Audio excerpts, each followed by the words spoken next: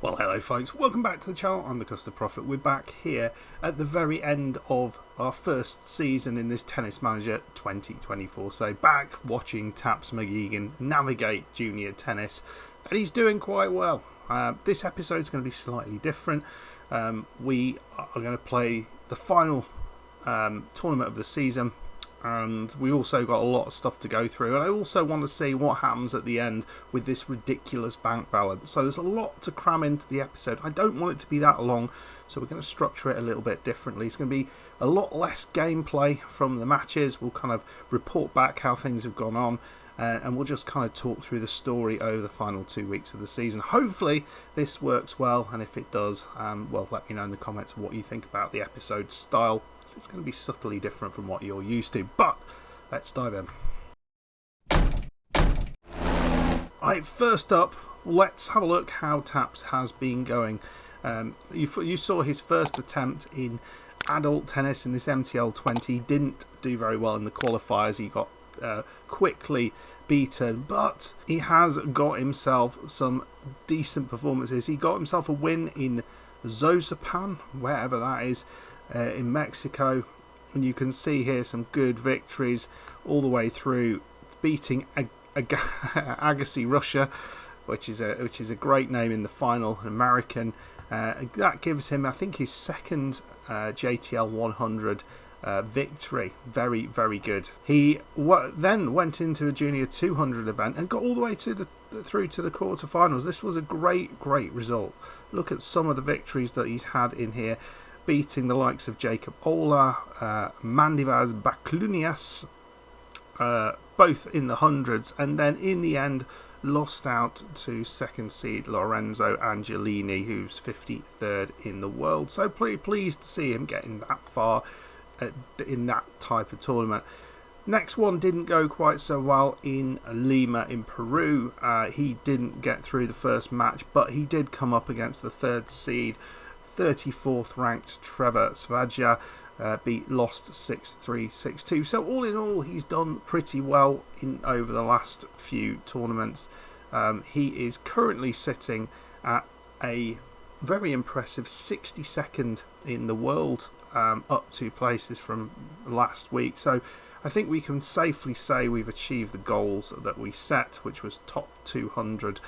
He's certainly going to be within that, and he's going to play in his final tournament of the season, which is here in Ontario, in the USA. I presume that was Canada. And you can see his top seed here, so my hope is that he's going to be able to do well in this particular tournament. So yeah, fingers crossed we can do well there. Let's have also a look at the finances, because they are in a world of issues at the minute.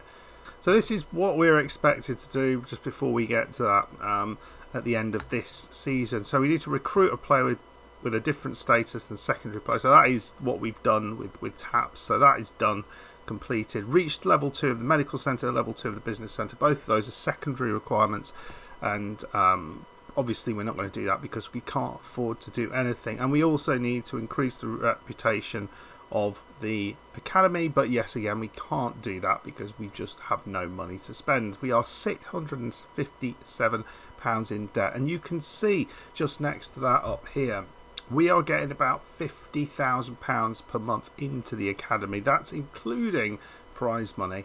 And we are shipping out over 120,000. So somehow, even when we get some money, if we get a mysterious benefactor puts money into the academy, we need to find £70,000 somehow a month to be able to break even. That feels almost unachievable with the changes they've made to the infrastructure. I don't see us doing that. The other thing that I have noticed, which is rather cool, is that Taps has made his way into the United Kingdom team for the junior version of the Davis Cup. They'll be playing China. Likelihood is he won't get a game because they'll be playing these other guys, and Taps is only there really if there's an injury. But he's not far away from the player directly above him, so that's kind of exciting. So folks, let's dive into this tournament. As I said, we're not going to do it in the traditional style that we've done this before. We are going to be just kind of reporting back at the end of the game how things have gone, and hopefully we can get victories all the way to the end, because what I do want to do then is move forward and see what happens at the end of the season. What on earth is going to happen with the finances? What are we going to be expected to do next season? All of that stuff. But let's see if we can finish the season off in style. So our first match is against Vito Antonio Darderi, who is an Italian 208th in the world. He is he's in good form, he's an all-court player.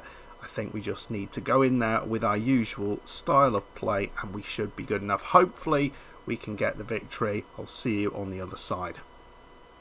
Well, there we go. First set is in the bag. We went all the way to a tie break. We had a couple of break points part way through, but weren't able to make the most of it. It was a tight game, but I think a first set victory is just about enough. Let's see how we get on in set number 2.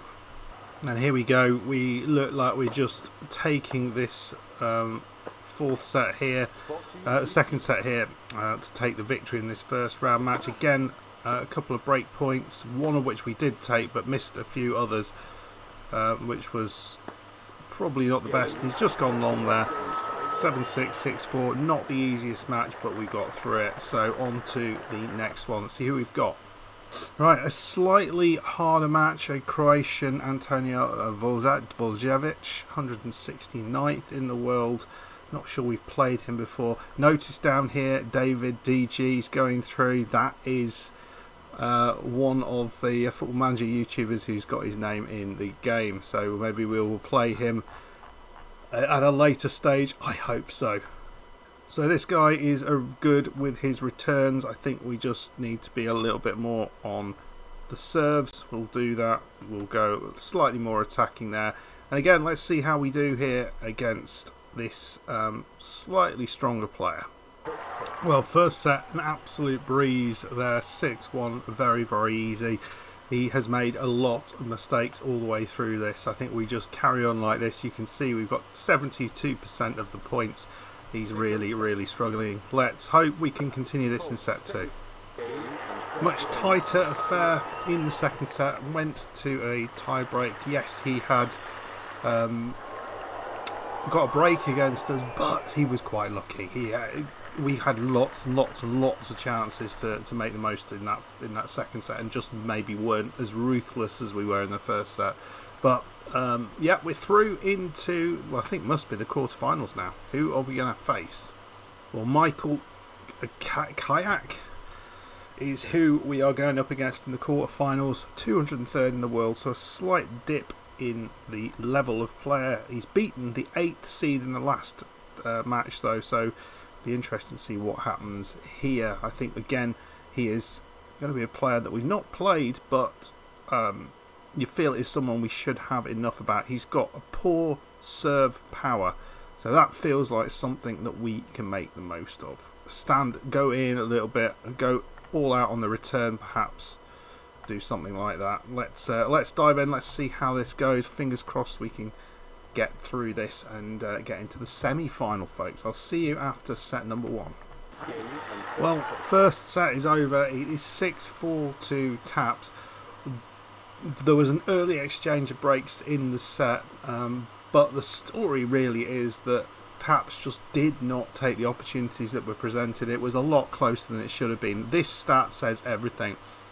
And you can see here, 8 out of 10 breakpoints saved for Calc, none out of 1 breakpoint saved for Taps. So he was clearly on top, just wasn't able to be ruthless. And that's something that we need to get to the bottom of. We really need to be more ruthless. But we've got the set. Let's see how we get on from set number 2. Well, there we go. Finished off with the drop shot. No break points at all until the very final point of that set in the second set, and Taps got the most of it done. So we're talking about being ruthless. He was exactly that there. So he gets into the semi-final, does well, and let's see who's going to play. So he's got a tough task now here. He's going to be playing Luis Miguel, who's the victor against David DG, we were hoping to be able to play, but Luis Miguel is there 104th in the world, Brazilian, and we're starting to go up against the much better players. He's focused and he's good with his tactical skills. He's going to be a bit of a baseline player, so the thing is here, he's not going to be making mistakes, is he? And so we've got to make the most of what we get and try to not make mistakes ourselves. I think we're going to focus on the serve a little bit, and we'll see how that goes. Let's see how the first set goes. Fingers crossed we can get through this and get into that final maybe. Let's see how he gets in set number 1. Well, first set is in the bank, and Taps got himself a 6-3 victory there. It was a tight old set. Early break against him, and then he pulled off some absolutely fantastic volleys, including one that was absolutely ripped at him at a break point, which he managed to put away to win the game. So 6-3, a couple of breaks in there for him. Very positive, I think. I think much more the same for the second set.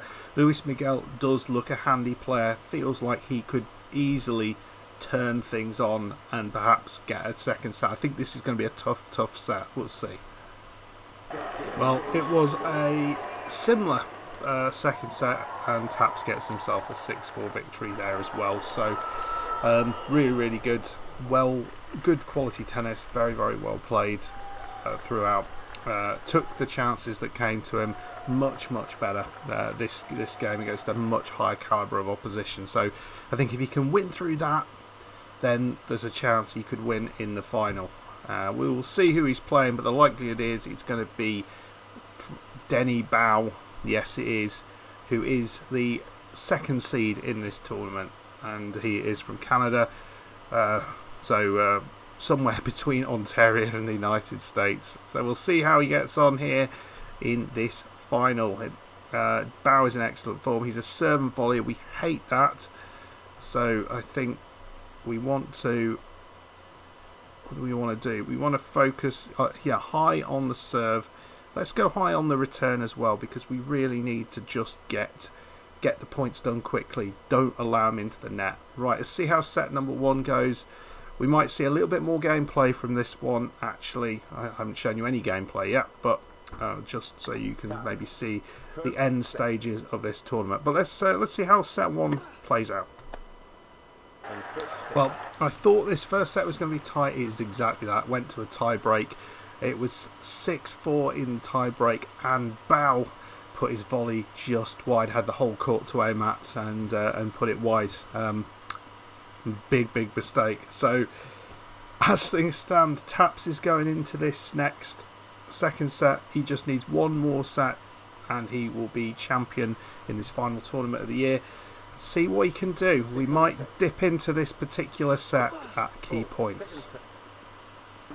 Well, early in the second set we can see Taps is 15-40 up and got his first break point of the set. Doesn't get the first one, but is he going to be able to manage this second one?